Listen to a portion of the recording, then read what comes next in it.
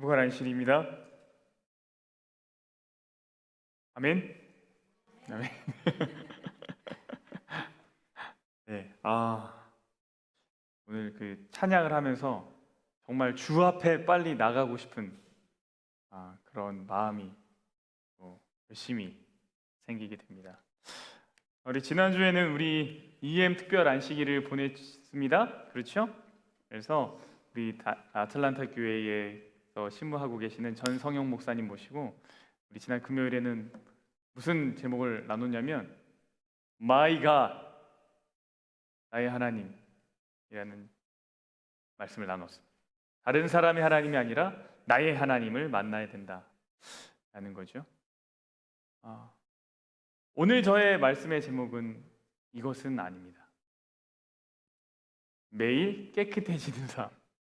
네, 오늘의 저의 함께 나눌 말씀의 제목은 매일 깨끗해지는 삶입니다. 여러분, 하나님 사랑 믿으시죠? 네. 예수님으로부터 온 구원도 알고 계시죠? 우리가 성경의 모든 이야기는 아니지만 상당히 꽤 많은 몇몇 중요한 사건들도 알고 계시죠? 왜 갑자기 말씀이 약해지세요? 제가 질문할까 봐 그러셨습니까? 네.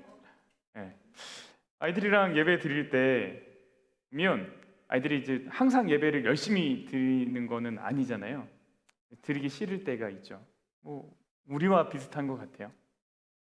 근데 그럴 때면 제가 무슨 이야기를 딱 시작하려고 할 때 아이들이 얘기합니다. 아빠, 나 다 그 이야기 알아. 나 그 이야기 다 알아. 그럼 제가 그래? 무슨 얘기야? 그럼 애들이 얘기해요.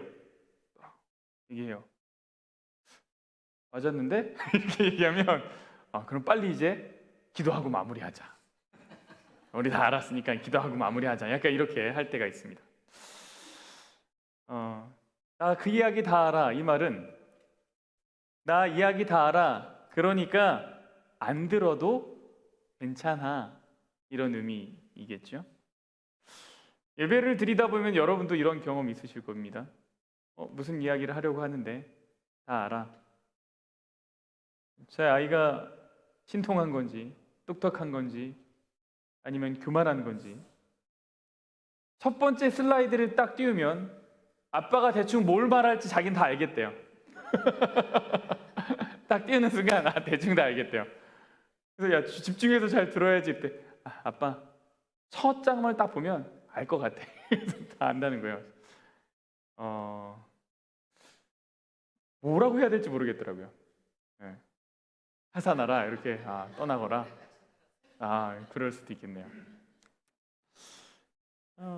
우리도 예배 드리다 보면 나 그 이야기 다 아는데 할 때가 있죠.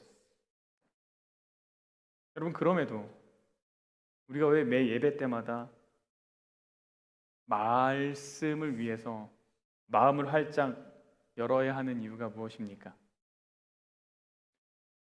이런 생각도 들 때가 있을 거예요. 말씀 안 읽어도 하루를 사는데 아무런 지장이 없구나. 나 말씀 안 읽었네? 그러면 화들짝 놀라는 것이 아니라 말씀 안 읽었는데 아무 일도 안 일어나네. 이런 생각하신 적 있으십니까? 솔직하게. 저만 이런 생각했던 거예요? 여기 나지 않습니까?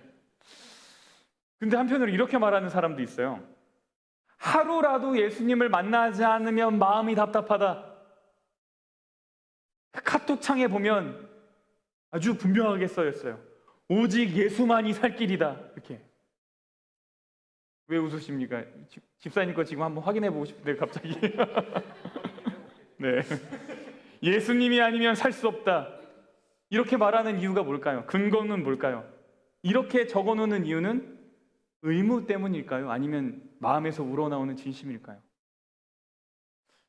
오늘 나누는 말씀의 제목이 우리 안에 이러한 질문들에 대한 적절한 답이 되기를 바랍니다. 오늘의 시간을 통해서 우리의 생각이 변화가 생기고 믿음의 균형이 생겨서 우리의 행동의 변화를 가져오는 그런 시간이 되었으면 좋겠습니다. 우리가 계속해서 출애굽기에서 성소를 살펴보고 있습니다. 오늘도 계속해서 성소를 살펴보는 텐데 우리가 지금까지 꽤 많은 성전의 기물들을 확인하였습니다. 꽤 많은 성전의 기물들을 확인하였습니다. 그래서 앞에서부터 가장 그 안쪽부터 서쪽이죠. 거기부터 하나하나 확인할 텐데 처음에 우리가 뭘 확인했냐면 제일 중요한 법궤, 우리가 법궤를 배웠습니다. 영어로 써 있는데 Ark of the Covenant, Ark of the Covenant 써 있는데 법궤였어요. 그 다음에 우리가 지난 시간에 분향단 살펴봤고 그 위에 떡상을 살펴봤고요. 그 아래 촛대도 무슨 의미인지 알았어요. 살펴봤어요. 그 다음에 이제 입구에서 처음 보이는 번제단도 살펴봤습니다. 그리고 또 뭐 살펴봤죠? 제사장이 입은 옷도 살펴봤습니다. 그리고 또 뭐 살펴봤죠? 여기는 안 나와 있지만 휘장과 덮개도 살펴봤습니다. 남은 건 딱 하나가 있어요. 뭘까요? 물두멍입니다. 물두멍. 오늘은 이 물두멍에 대한 이야기를 좀 다뤄보려고 해요. 성소 안에서 이 물두멍이 있는 이유가 뭘까? 이 기능은 무엇일까? 이것이 가지고 있는 실제적인 기능과 우리에게 주는 영적 의미는 무엇일까? 이러한 것을 좀 살펴보려고 합니다. 오늘의 본문은 아주 짧아요. 그래서 물두멍에 대한 설명이 그만큼 뭐하다는 거예요? 짧다는 거죠. 좀 살펴보겠습니다. 출애굽기 30장 17절입니다. 여호와께서 모세에게 말씀하여 이르시되 너는 물두멍을 놋으로 만들고 그 받침도 놋으로 만들어 씻게 하되 그것을 회막과 제단 사이에 두고 그 속에 물을 담으라. 여기서 보니까 물두멍의 위치가 나옵니다. 어디와 어디 사이에요? 회막과 제단 사이에. 그래서 여기입니다. 회막, 딱 성소 안에, 그리고 제단 사이에, 저기가 물두멍의 위치입니다.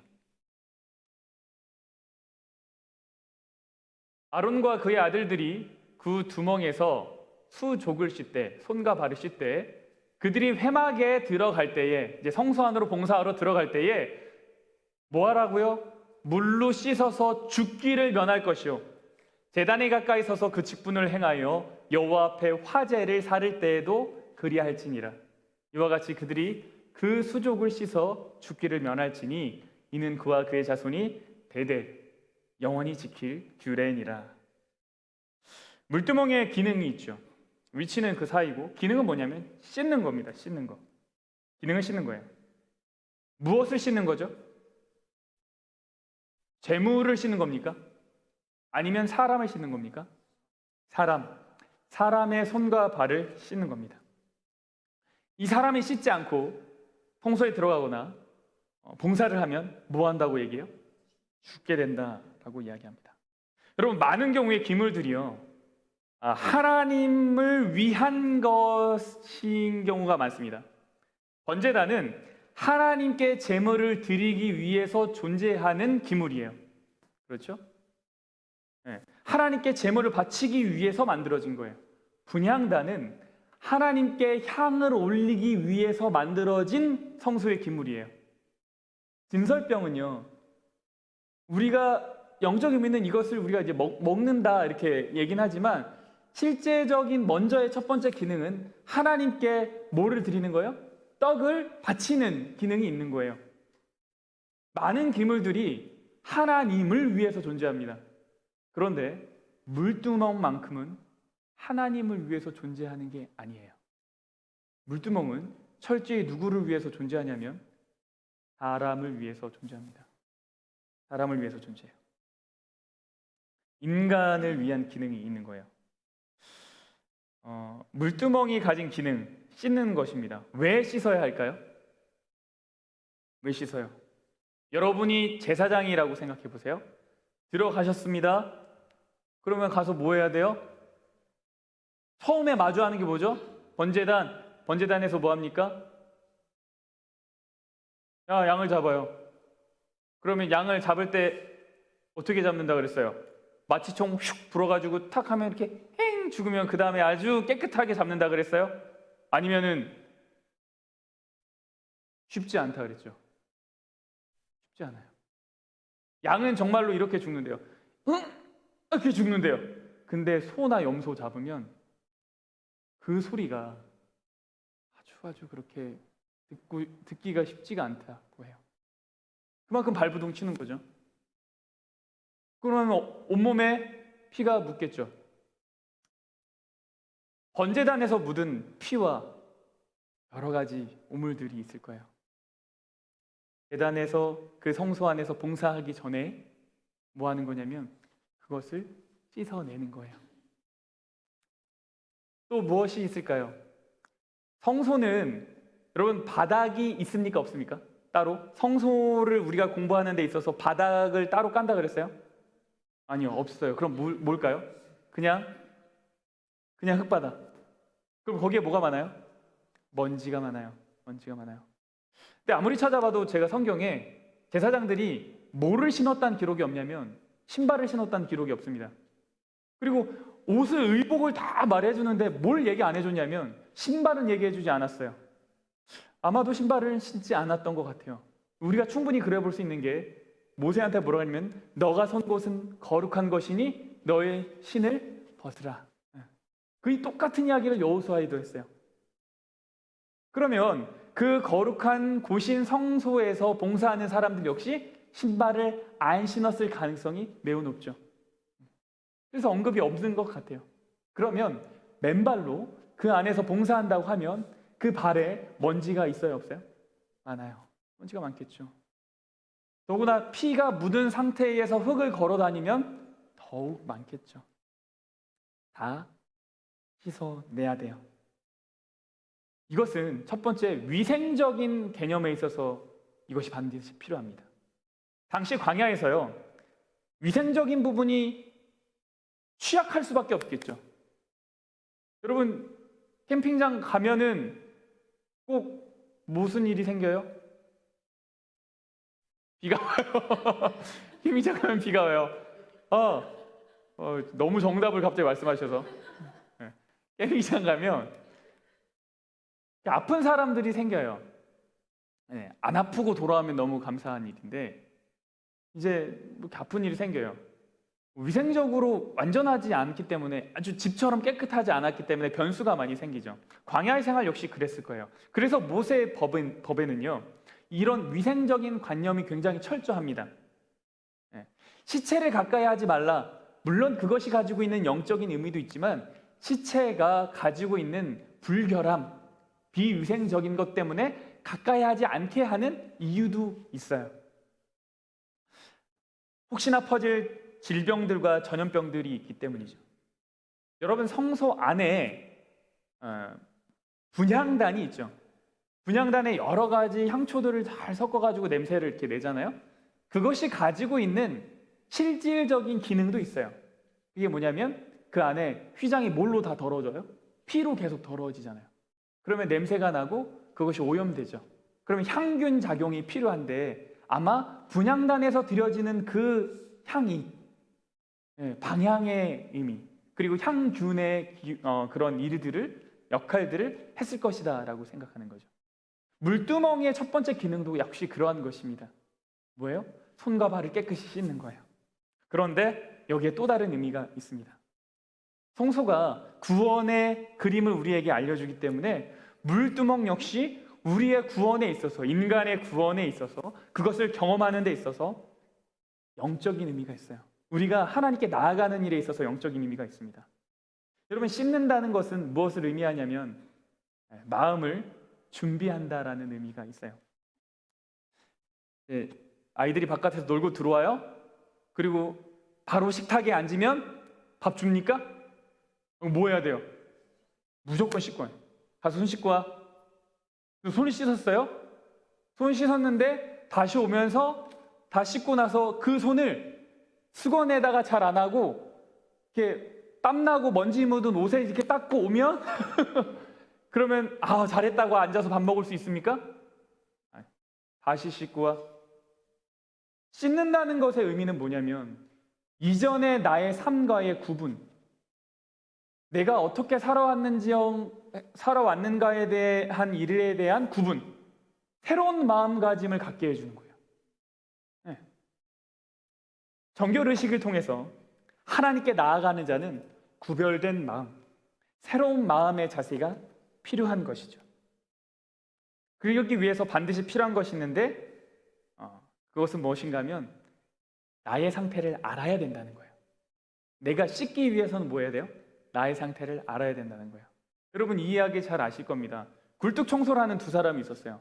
한 사람은 얼굴이 까맣고 한 사람은 얼굴이 하였어요. 서로 굴뚝을 청소하고 내려왔어요. 서로 마주 보았죠. 누가 얼굴을 씻었을까요? 하얀 사람. 왜 그러죠? 상대방을 보고 까마니까 나도 까맣 것이다. 나의 상태를 직접적으로 알아야지 뭐 할 수 있냐면 씻을 수 있어요. 그래서 씻는다는 것은 나의 상태를 안다라는 의미입니다. 여러분, 물두멍의 재료가 뭐였죠? 물두멍을 뭘로 만들죠? 놋으로 만들죠? 신기하지 않습니까? 광야에서 놋이 어디서 났을까? 광야에서 놋이 어디서 났을까요? 제가 이제 놋이 늘 놋 이렇게 얘기하니까 놋이 뭐로 만들었는지 갑자기 궁금해진 거예요. 이제 설교 준비하면서 그랬더니 구리와 주석을 녹여서 만드는 게 놋이라고 하더라고요. 옛날 사람들은 이것을 어디서 건졌을까? 이게 돌 같은 거에서 그걸 이제 녹여가지고 하는 거잖아요. 그러면 이 물두멍을 놋으로 만들었으면 하다가 이렇게 어디 산에 가서 막 캐서 와가지고 만들었을까? 근데 여러분 지금까지 우리가 성서의 기물들을 다 배울 때 그 재료들은 사실 어디서 왔어요? 애굽에서 나올 때 가지고 나왔죠. 놋도 그럼 어디서 한 거예요? 가지고 나온 거예요. 근데 특별히 누가 가지고 나왔는지 이 놋이 어디에서 쓰였었는지를 알려주는 성경절이 있어요. 볼게요. 출애굽기 38장이에요. 그가 놋으로 물두멍을 만들고 그 받침도 놋으로 하였으니 곧 회막 문에서 수종 드는 여인들의 뭘로요? 거울들로요. 물두멍을 만드는데 그 놋은 누구 걸로 만들었어요? 회막문에서 수종 드는 여인들의 놋 거울. 그래서 제가 놋 거울을 또 찾아봤어요. 도대체 어떻게 생긴 거울일까? 그랬더니 그냥 평범하게 생기더라고요. 특별한 건 없었는데 근데 너무 신기한 건 거울로 쓰는 놋으로 물두멍을 만들었다라는 거예요. 당시에는 유리 거울이 없었던 때죠. 여러분 거울의 기능이 뭐죠? 나를 돌아보는 거죠. 나의 상태를 확인해 주는 거죠. 그게 거울의 기능이죠. 물두멍의 기능이 뭐냐면 씻는 거. 근데 언제 씻을 수 있다고요? 내가 나의 상태를 알 때 씻을 수 있어요. 그러니까 나를 돌아본다고 하는 이 영적인 의미와 이 놋으로 만든 물두멍, 이 재료, 거울의 의미가 아주 잘 연결된다는 걸 알 수 있습니다. 여러분 하나님께 나아가기 위해서는 나를 알아야 합니다. 나의 형편을 알지 못하면 하나님께 나아갈 수 없습니다. 내가 얼마나 의롭지 못한지, 내가 얼마나 부족한지, 그럴 때 우리가 하나님을 원하게 돼요. 우리는 이런 사람을 보고 뭐라고 말하냐면 심령이 가난한 사람이라고 말합니다. 그래서 나의 형편을 바로 아는 것이 지혜이고 복입니다. 심령이 가난한 자는 뭐예요? 복이 있잖아요. 네. 물두멍의 기능은 나를 돌아보는 것이에요. 그래서 스스로를 돌아보고 씻을 필요가 있음을 말해주는 것이죠. 여러분 성소를 이해하는 데 있어서 또 하나의 이해하는 방법 중에 하나는 이 전체적인 구조 속에서 전체적인 제사의 과정 속에서 그것을 이해하는 방법도 있습니다. 그래서 물두멍의 위치를 구조적으로 좀 살펴볼 필요가 있어요. 물두멍이 어디 있죠? 문을 열고 들어가면 번제단을 지나고 물두멍을 지나고 그 다음에 뭡니까? 성소입니다. 성소 입구에 딱 들어가면요 제일 먼저 보이는 것은 번제단이에요. 여러분 번제단이 무엇을 상징합니까? 십자가를 상징합니다. 모든 희생 제물이 태워지고 쪼개지고 하나님께 드려지는 곳이죠. 여기서 드려지는 이 희생의 제물 때문에 무엇이 일어나요? 용서가 일어나고 우리가 의로움을 얻게 되는 거죠. 번제단은 십자가를 상징해요. 십자가를 통해서 모든 인류의 죄가 씻겨지죠. 그렇게 십자가를 통해서 우리의 죄가 용서받고 우리는 다시 하나님과 연결되는 것입니다. 그 상태 그대로 완전합니까? 이 십자가로 구원받은 이 상태 완전합니까? 완전하지 않습니까? 이것도 갑자기 이걸 완전하다고 해야 되나 완전하지 않다고 해야 되나 고민이 되죠. 이 상태로 완전하죠. 그러나 문제는 뭐냐면 우리가 여전히 어떤 세상을 살고 있다는 거예요? 죄된 세상 속에서 살아가고 있다는 거예요. 그게 문제죠. 그게 문제예요. 우리의 문제는 여전히 이 땅을 매일매일 살아가고 있으며 죄와의 싸움은 아직 끝나지 않았다라는 것이 문제죠. 그래서 우리에게 필요한 게 뭐냐면 십자가 다음에 있는 뭐예요? 물두멍입니다. 그래서 그 다음에 우리에게 필요한 게 물두멍이에요. 번제단으로 끝나지 않아요. 십자가 용서를 안 사람이 필요한 것이 뭐냐면 물두멍에서 씻는 거예요. 이 이야기를 그대로 예수님이 요한복음에서 하셨죠. 시몬 베드로가 이르되 주여 내 발뿐만 아니라 손과 머리도 씻어 주옵소서. 예수께서 이르시되 이미 목욕한 자는 뭐 할 것밖에 없대요? 발밖에 씻을 필요가 없느니라. 온몸이 깨끗하니라 너희가 깨끗하나 다는 아니니라. 예수님이 베드로의 발을 씻겨주시라고 하셨을 때 베드로가 처음에 어떻게 했습니까? 거절했어요. 그러니까 예수님이 뭐라 그러셨냐면 야 이거 내가 발을 안 씻겨주면 너랑 나랑 아무 상관이 없는 거다. 그랬더니 예수님 그러면 나 다 씻겨주세요. 이렇게 참 베드로답죠. 그래서 예수님이 이렇게 말씀하시는 거예요. 아니야. 이미 몸은 씻겨졌으니 뭐밖에 씻을 것이 없다? 발밖에 씻을 것이 없다고 하셨어요. 십자가를 경험한 사람, 그 번제의 단을 통과한 사람, 그 사람은요, 그 사랑을 깨달은 사람이죠. 온몸이 다 씻겨진 사람이에요. 그 사람에게 필요한 건 이제 무엇인가 하면 발을 씻는 것이죠. 우리가 만약 하나님의 십자가를 받아들이고 믿게 되었다면 우리가 할 것은 뭐냐면 매일매일 스스로를 돌아보는 삶을 살아가는 거예요. 우리가 십자가의 은혜를 경험해서 용서를 경험했잖아요. 그 다음에 할 것은 뭐냐면 매일매일을 돌아보는 삶을 사는 거예요. 근데 우리가 용서에 대한 확신이 없으면 계속 뭐 하려고 하냐면 다시 십자가로 가야지. 다시 십자가로 가야지. 하나님 뭐라 그러셨냐면 이미 용서를 받았다. 너가 용서를 구했으니 용서를 받았다. 그러면 뭐 해야 되는 거냐면 씻는 삶을 살아가는 거예요. 근데 어떻게 우리가 씻는 삶을 살아갈 수 있을까? 히브리서 10장에서 이렇게 말합니다. 또 하나님의 집 다스리는 큰 제사장이 계심에 우리가 마음의 뿌림을 받아 악한 양심으로부터 벗어나고 몸은 맑은 물로 씻음을 받았으니 참 마음과 온전한 믿음으로 하나님께 나아가자 이렇게 얘기했어요. 히브리서 기자는요, 맑은 물이 우리 마음에 뿌려져서 우리가 깨끗해진다라고 말합니다. 여러분, 물이 마음에 뿌려진다라는 게 뭘까요? 어떻게 물이 마음에 뿌려집니까? 우리의 마음에 악한 양심이 변화를 받게 되는 것이 물을 뿌림을 받아서 일어나는 일인데 어떻게 마음에 물을 뿌립니까? 이 의미가 뭘까요? 이걸 알려면 물이 의미하는 게 뭔지를 알면 됩니다. 그렇죠? 네. 물이 의미하는 게 뭐냐면 에베소서 5장 물로 씻어 뭐로요? 말씀으로 깨끗게 하사. 성경에서 물은 어떤 의미가 있냐면 말씀이라는 의미가 있어요. 그래서 물을 우리 마음에 뿌린다라는 얘기는 뭐냐면 말씀을 우리 안에 뿌리는 삶이죠. 하나님의 말씀을 우리가 마음으로 받을 때 우리의 양심이 살아나고 깨끗해지고 구별되고 거룩해진다라는 겁니다. 번제단을 통과한 사람, 십자가의 은혜를 경험한 사람이 이제 앞으로 하면서 살아가야 될 것이 무엇인가 하면 이 말씀을 마음에 뿌리는 삶을 살아가야 되는 거예요. 여러분, 우리가 살아가다 보면 알게 모르게 우리 마음에 먼지가 낍니다. 성소에 들어갈 때 수많은 먼지가 발에 붙는 것처럼 말입니다. 우리 마음을 불쾌하고 더럽게 만드는 것들이 너무나도 많이 있어요. 나도 모르는 사이에 내 마음에 낀 먼지들이 있습니다. 나는 괜찮은 것 같지만 실상은 마음에 뭐가 다 끼고 있어요? 먼지가 끼고 있어요. 사람들이 하는 부정적인 이야기. 그것이 비록 나에 대한 이야기가 아닐지라도 그 이야기를 듣고 있으면 마음이 유쾌해지고 상쾌해집니까? 어떤 사람이 내 앞에 와서 다른 사람 욕을 막 하기 시작했어요.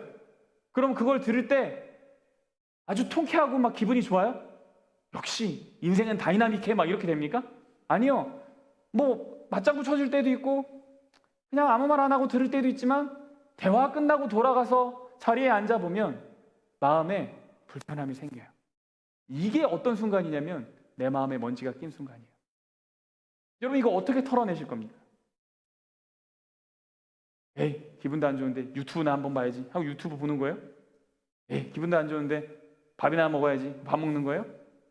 성경은 뭐라고 얘기하냐면 그렇게 먼지 낀 마음을 무엇으로 씻으라고 말하는 겁니까? 말씀으로 씻으라고 말하고 있어요. 여러분 우리가 알게 모르게 이렇게 먼지 낀 게 굉장히 많은데 내가 직접적으로 죄를 짓지 않았다고 생각하기 때문에 이게 큰 문제가 없다고 생각하고 지나가는 경우가 많이 있습니다. 근데 여러분 살다 보면 우리의 마음을 불편하게 하고 가슴 뛰게 하는 것들이 있어요.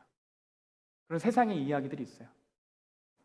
얼마 전에 이제 한참 한국에서 그 사이비 이단 저는 안 봤습니다. 못 보겠습니다. 그거 보면 우리가 이제 알게 되는 어떤 사회적인 문제들 분명히 있겠지만 실상은 거기에서 오는 불쾌감은 우리의 마음에 뭐가 낀 거예요? 먼지가 낀 거예요. 근데 이걸 그냥 덮고 지나가잖아요. 이거 계속 불편함으로 남고 우리의 마음은 그런 것으로 무뎌질 수 있어요. 이게 사실 무서운 겁니다. 왜냐하면요, 그러한 것이 계속 내 마음을 무뎌지게 하고 단단하게 하면 결국 그 마음이 어떤 마음이냐면 길가라는 마음이 돼요. 마음의 밭이 여러 종류가 있죠. 길가, 돌밭, 가시밭길, 좋은 밭. 근데 우리 마음에 낀 먼지들 이런 것들을 그냥 내비두잖아요.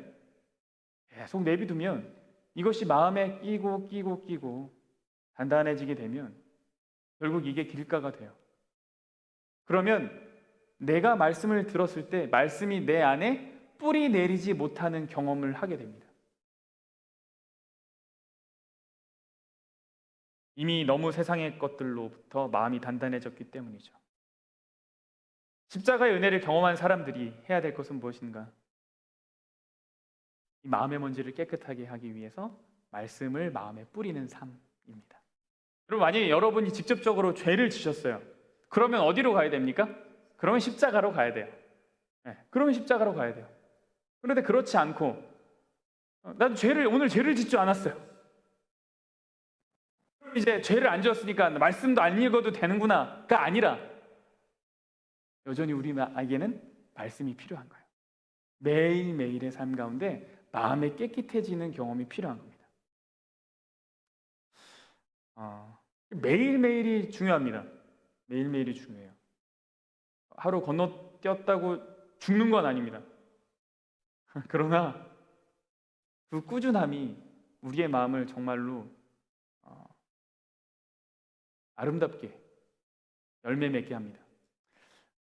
오늘 아침 새벽 기도 때는 잠깐 다룬 이야기인데요. 여러분 두 늑대의 이야기를 아십니까?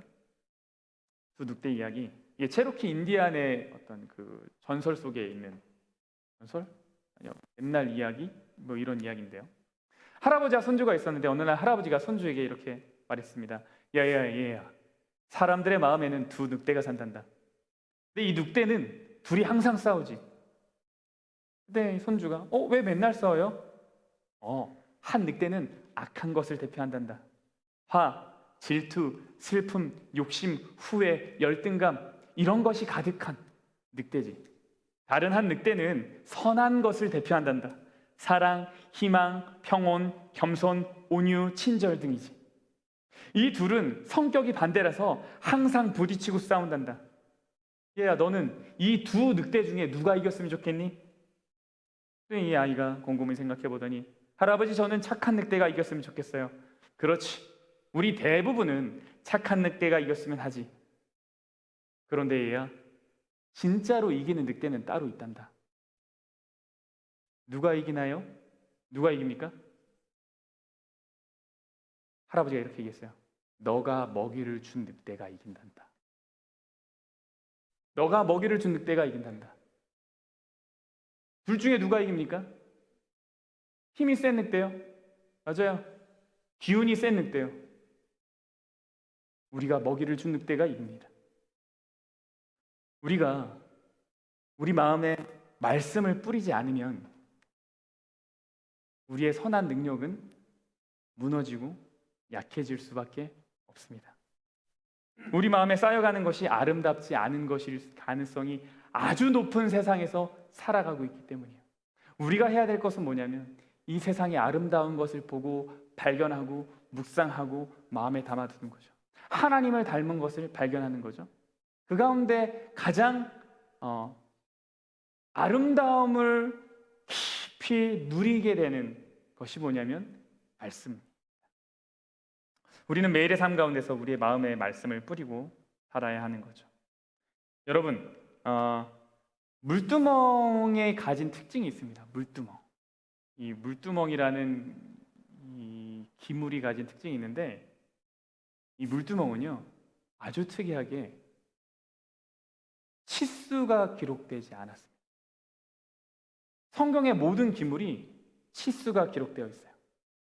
한 높이는 2규빗으로 하고 폭은 1규빗으로 하고 기둥은 4개를 꼽고 어떻게 만들으라고 하는 아주 구체적이고 다양한 이야기들, 실질적인 이야기들이 어떻게 만들어야 되는지 너무너무 자세하게 나와 있어요.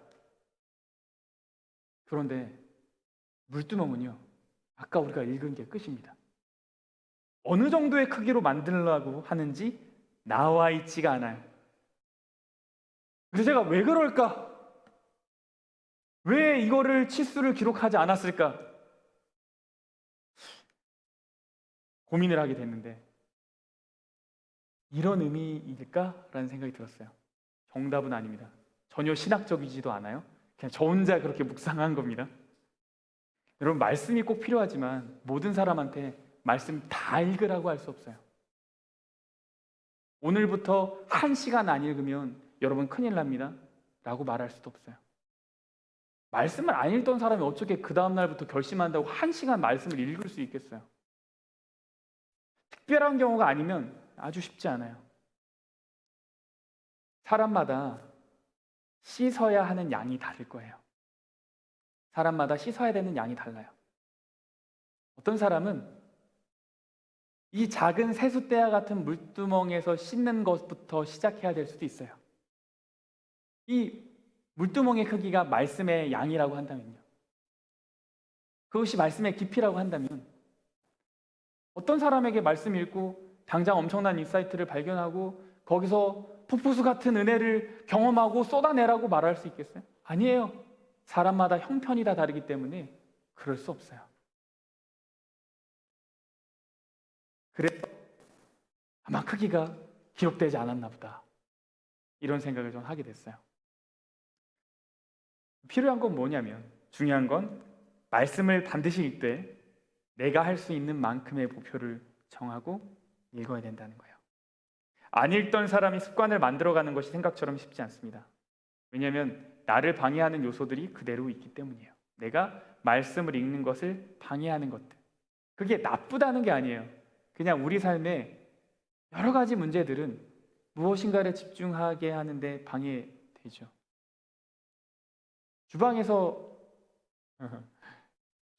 말씀을 읽으시면, 식탁에 앉아서 말씀을 읽으시면 확 집중이 되면 좋겠지만 훈련이 안 돼 있으면 어떻게 되냐면, 말씀 읽다가 이렇게 딱 보면 저기 거미줄이 있네, 아이고 저거는 다 실이 벗겨졌네,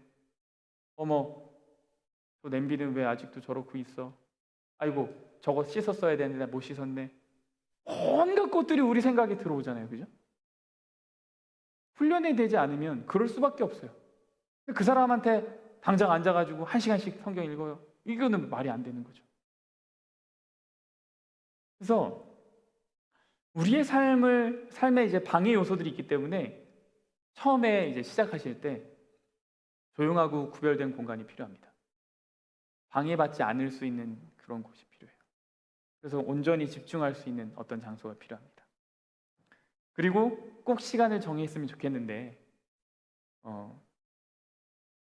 의지가 앞서가지고 이루지 못할 의지로 선뜻 계획을 세우지 마십시오. 혹시 말씀을 읽어야겠어. 오늘 아침부터 6시에 일어나가지고 내가 1시간씩 읽겠다. 이런 건 안 됩니다. 안 돼요. 여러분이 하실 수 있는 시간 대신 뭐냐면 꼭 하는 거예요. 꼭 하는 거. 목표가 너무 어렵기 때문에 안 하는 것이 아니라 내가 할 수 있는 목표를 세우고 대신 꼭 하는 겁니다. 그것이 필요해요. 여러분 기억하십시오. 치수가 정해져 있진 않았어요. 그래서 어느 한 수준에 계속 머물러 있을 필요는 없어요. 그 양을 점점 늘려가면 되는 거죠. 여러분 솔로몬은 이 물두멍을 지을 때 얼마나 크게 지었을까요? 자신의 성전을 지었을 때. 여러분 이게 솔로몬이 성전 지을 때인데요. 또 놋을 부어 뭐를 만들었대요? 바다를 만들었대요. 근데 바다가 이게 뭐냐면 이게 물두멍입니다. 얼마나 크게 만들었으면 지름이 10규빗이에요. 10규빗이면요 한 4.5m 됩니다. 그러니까 여러분 이 물두멍이 지금 이 의자가 저희 한 중간 사이즈가 한 4.5m 되겠죠? 이 지름이 지금 거의 수영장이에요, 수영장. 이걸 만들어 놨어요. 그래서 그림을 보면 보이시죠? 물두멍. 아주 크게. 얼마나 큰지 바다라고 했어요. 우리도 마음에 하나님의 말씀의 물이 이렇게 뿌려지고 채워지는데 이것이 그냥 한번 뿌려지는 것이 아니라 꾸준히 매일의 삶에 뿌려져서 이 물두멍의 우리의 크기가 정말 커지면 좋겠다라는 생각이 들어요. 그럼 우리의 마음의 크기가 뭐와 같이 되죠? 바다와 같이 되지 않을까요? 바다와 같이 되겠죠. 말씀을 사모하고 매일매일 새로움을 경험하고 마음에 뿌려진 말씀의 뿌려짐으로 하나님을 알게 되는 기쁨, 승리하는 삶을 살아가는 기쁨, 이 기쁨을 다른 사람에게 나눠주고 사랑으로 섬길 수 있는 축복 모두를 누리시는 우리 모두가 되길 바라면서 말씀을 줄이겠습니다.